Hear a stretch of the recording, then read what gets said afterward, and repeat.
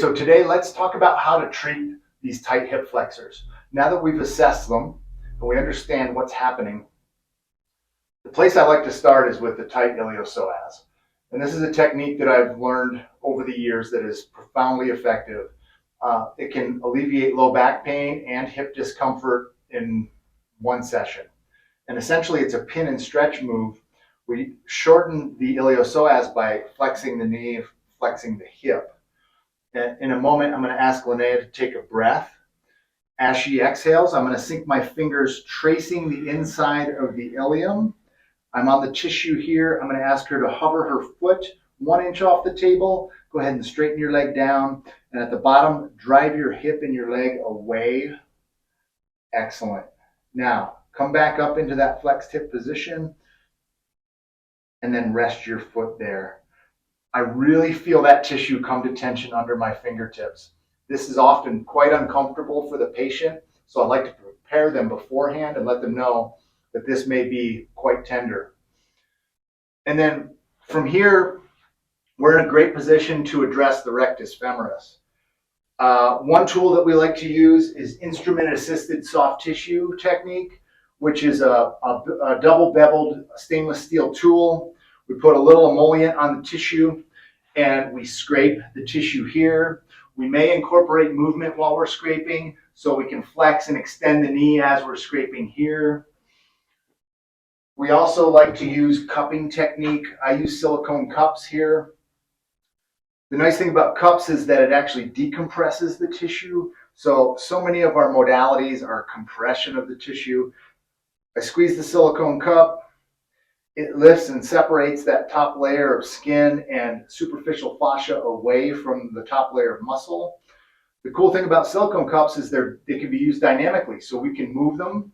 So we can glide the cup by itself back and forth. We can also leave the cup in place and move the tissue beneath by flexing and extending the knee. And then we may use a dry needle. We do dry needling here in the state of New Mexico. It's a fine filament needle. You may be familiar with it through acupuncture. We can find tight and fibrotic tissue or trigger point activity, drop a needle in there, and instantly change the tone and texture of the muscle. Now, we're going to talk about how we like to address the TFL.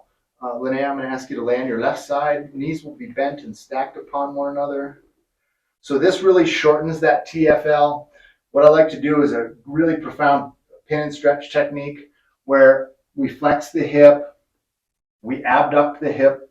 I get my thumb in that short, tight TFL and I create tension by depressing and tensioning up towards the torso. I bring that hip back into extension and then a deduction, really lengthening that muscle fiber beneath the tension of my thumb. This is a fantastic technique to get some of the tension out of that TFL, particularly if during the assessment we noticed that they had some external rotation and some abduction.